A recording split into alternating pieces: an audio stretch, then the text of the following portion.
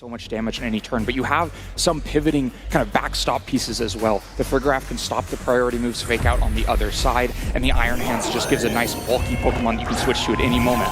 Well, let's get into it, Pokemon trainers. Give it up for our juniors in their grand finals here at NAIC. Terrapagos and Rillaboom out front and center for Joaquin, and on the opposing side, it's that adorable little Whimsicott paired up with the ferocious Miraidon. Well, we weren't sure what mode we'd see first, but it's that fake out partner with Rillaboom paired with Terrapagos. The opportunity for Calm Mind is here, and the other thing with Rillaboom out on the field immediately is that it undoes the electric terrain on the other side. Miraidon immediately not hitting quite as hard, but you have to be a little bit careful. Terrapagos can still end up vulnerable with the Whimsicott on the other side. It has fake tears, can undo Calm Minds faster than you can set them up.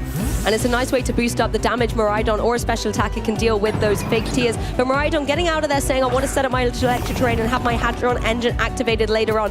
Chi-Yu is going to join the field. It's going to activate the Beads of Ruin and help out the special attackers as the fake tears does indeed target down into that opposing Terrapagos, setting up for a special attacker to sweep through later on. Rillaboom, however, also goes on the offensive, but on the physical side with a Wood Hammer down into that Whimsicott, just doing a little bit of damage, and maybe if there had been a switch, that would have been a little bit more significant. But Terra Starstorm is the double up. Whimsicott is out of here. What a strong play on the first turn here, just recognizing that Whimsicott is a problem, and that the fastest way to get rid of Whimsicott is to use that resisted move in Wood Hammer along with Terra Starstorm. You don't need the Calm Minds yet. You can do the damage now. Get the KO on Whimsicott and get rid of that problem on the other side. Now, whether it's the speed that you don't have to worry about the Tailwind on the other side, or no more fake tears coming into Terrapagos, a huge swing on turn one in Joaquin's favor. Love that little nod of confidence Joaquin gave to the crowd then as well. He knows that was a fantastic play, getting rid of what could be a very problematic Pokemon. You still have to contend with the fake tears on your Terrapagos, but something like a switch out can reset that easily. Right, Terrapagos could just flee back out in order to get rid of those drops, or might just be able to fight even in this position, not especially threatened by Calyrex. Immediately doesn't have to worry about Astral Barrage anymore, but you don't have fake out support at this moment. So Rillaboom looking pretty vulnerable here, has the Fire Attacker on the other side, a lot of damage possibly coming back in against it. And an unusual choice on the Calyrex. This one is rocking on court as well, so Terrapagos isn't safe to maybe go for something like a Calm Mind if you're then going to be locked into it and not able to deal the damage out on the field. So it's just going for a Protect here, playing a little bit defensively. Joaquin maybe scouting out what the Chi-Yu wants to lock in with. It is going to be that Heat Wave trying to target on both the opposing Pokemon. It's only going to be able to connect onto that opposing Rillaboom, deal a significant amount of damage, but that Assault Vest really helping keep it in the game. Almost going to be a follow-up from that Psychic, but a really nice defensive Protect from Terrapagos here. Right, Terrapagos protects itself through the turn, and crucial that it wasn't the Astral Barrage. While Rillaboom took a ton of damage on this turn, being able to flee into the back and then come out later means that both it can answer the electric terrain in the future and provide one more fake out. So very crucial for Joaquin that it managed to survive the turn. And you can see, looking at these two Pokemon in the back, why it wasn't easy to switch out of that position. You don't want your Koraidon coming in and taking Astral Barrage or Psychic or Heat Wave from the Chi-Yu, and so instead it's Rillaboom has to take that hit, then manages to get back. And now Fluttermane looking pretty threatening here, because the Focus Sash has been broken by U-turn onto the Calyrex Shadow, and we know that Koraidon is in the back, so we could switch in, boost up the speed on Fluttermane and make it the fastest moving thing on the field, and that's exactly what's happening. Terrapagos out into the back. Two birds, one stone. You're able to bring Koraidon onto the field to set up the Sun with its Orichalcum Pulse, and at the same time reset that fake Tears drop that the Terrapagos got earlier on. This is going to bring joy and relief to the Fluttermane. That Photosynthesis boost is going to activate, making its speed, as you said, Len, the fastest thing on the field. The Koraidon, however, could potentially be boosting up that Heat Wave, so you have to contend with what the Chi-Yu is going to be capable of dealing with. Calyrex wisely protecting in the face of a potential Shadow Ball coming that way, and exactly what Fluttermane had locked into here. It's all now down to the Chi-Yu. Can it capitalize on the Sun in the sky, trying to get some damage on the board? We know the Focus Sash is on that Fluttermane, so it was always going to stay in the game, but that's not insignificant damage on the Koraidon. Definitely not insignificant damage, but it's something that you can withstand. I think there's a really interesting decision to be made now. Fluttermane can likely go on the offense against Calyrex again. It's already protected last turn. If Miraidon were to come in, it could take a lot of damage on this turn. And if meanwhile, that Chi won't get a chance to attack until after Fluttermane, so if you want to stop it and get the KO back, Koraidon will have the open window into Chi on the other side. And we are going to see the Terrestrialization, saying, you're sending Fire-type moves my way, I'm going to Terrestrialize into a Fire-type here so that I can take advantage of the Sun and deal damage as well. Koraidon going for that move here as Fluttermane decides to take speed control into its own and can go for that Icy Wind. Will connect on both Pokemon, lowering their speed by one stage. That's going to counteract some of the advantage that the Choice Scarf has been given to that Chi-Yu, as well as enabling the Koraidon to go here for the Flame Charge into that Calyrex and get the knockout. So much speed switching there, the Icy Wind dropping Chi-Yu down and also dropping Calyrex down so that Flame Charge can go first, get the KO, and get this speed boost on Koraidon.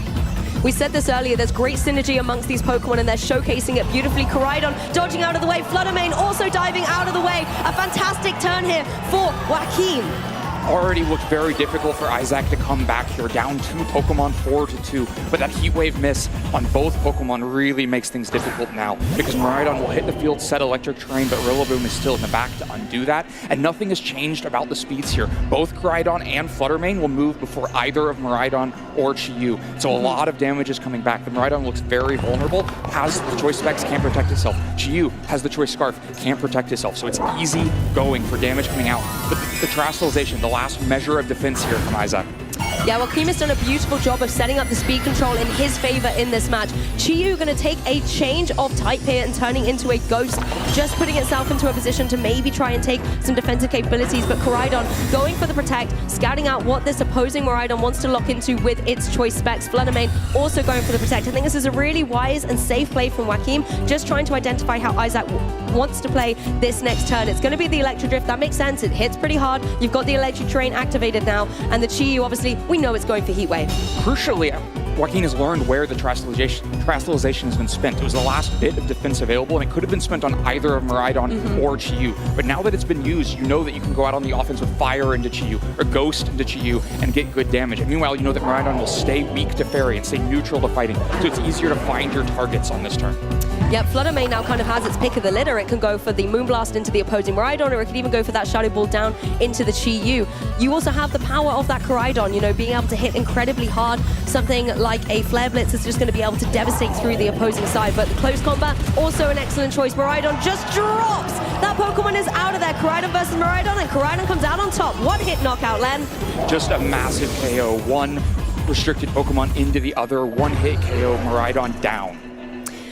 Oh my goodness, just seeing that absolutely go down, and I think Chi-Yu's going to follow suit possibly with the Shadow Ball coming through. The Beads of Ruin on the field as well, making Fluttermane shine bright. Game 1 is going to go to Joaquin. What a strong game, but it really all started with that turn 1 play. Because what was crucial in that game 1 was the speed advantage landing in Joaquin's favor. And the reason the speed advantage was able to persistently land in Joaquin's favor is because Whimsicott went down on turn 1 and could not Tailwind, couldn't catch the speeds of Chi-Yu and Miraidon and Calyrex up over the level that Joaquin had. I feel like Joaquin was constantly cognizant of what the speed issues were on the field. The Whimsicott down, let's not let Tailwind go up here. And then bring in the Fluttermane with the Koraidon switch in to enable that speed boost was absolutely masterful. Following up with that Icy Wind to enable the success of this Koraidon that also went for that Flame Charge to get a speed boost as well, just meant that constantly the offensive pressure was overwhelming from that side of the field. Right, the multiple levels of speed control meant that Joaquin was always moving first at that phase of the game, and of course was helped by that double Heat Wave miss, but you gotta get a little bit lucky to win a tournament too. I mean, Izhaq still played incredibly well, you know, positioning at the beginning, going for that fake tears and really stopping the Terapagos from being able to go for anything, but the other 3 Pokemon on Joaquin's side were able to carry through that match. If you're Izhaq now, how do you adapt? I think it's really interesting because you could see that Terapagos almost got used like a distraction. It was out there presented with Rillaboom like it was going to be the game plan, but then it was just used to take down Whimsicott. We have the exact same leads again, and you got to be a little bit weary that that could happen. But now Whimsicott actually led this time instead of just being in the back to switch in. Exactly, and you have the Whimsicott in play where it could potentially go for something like that Tailwind. It is carrying that Covert Cloak, so it doesn't even have to worry about a potential fake out, slowing it down in play.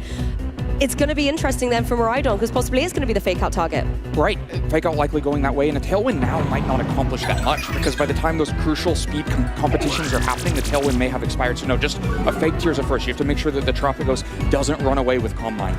Miraidon tries to follow up with the Draco Meteor. It is going to come down into the Terapagos, breaking that Terra Shell. Obviously, thanks to the Terra Shell, it's going to be not very effective, but it's still not enough to get the knockout. A fist bump in the air for Joaquin there. Needed that Terapagos to hang on as the Rillaboom is able to retaliate with that Wood Hammer. We saw in Game 1 how the double up was able to remove this Whimsicott from play as the Terra Starstorm follows up, and once again, Whimsicott is out for the count. Another crucial turn 1 KO into Whimsicott this time. Izhaq reached for the damage, tried to find the fake tears and the Draco Meteor to get the KO onto Terapagos. Would have worked if there had been Electric Terrain to get that last bit of amplification onto the Draco Meteor, but instead Terapagos with its powerful Terra Shell ability able to resist Draco Meteor and even at -2 special defense withstand that attack and fire off the one crucial Terra Starstorm. That means Izhaq's back in the same spot. No Tailwind to help, but this time with Miraidon already locked into Draco Meteor and at -2 special attack, offering less damage potential. That makes Rillaboom breathe a little easier, I think, as well. As you said, the Hadron engine is switched off. You have lowered your special attack, and there is an Assault Vest on that opposing Rillaboom, so it can sit pretty comfortable in the face of the Miraidon. The Chi-Yu, however, that's something it has to contend with. Something like the Heat Wave can come through. It can get the knockout onto the Terrapagos, but we already know that Rillaboom can contend with one of those, particularly when the Koraidon's not on the field, giving it that cheeky Sun boost. We are going to see the Calyrex switch in here for Izhaq, making an adaptation and keeping the Miraidon in the back, maybe to try and get some terrain control a little bit later on, and Joaquin preserving that Terrapagos in the back as well. Fluttermane joining the field, but is it going to be able to get it unscathed? If a Heat Wave is coming through this way, it could be breaking that Focus Sash. It does go for it, but Rillaboom able to dodge out of the way. Fluttermane, however, not so lucky, is going to have to take that attack and does get the burn. It's not going to affect it on the offensive pressure side of things, but it will start counteracting that grassy terrain in play.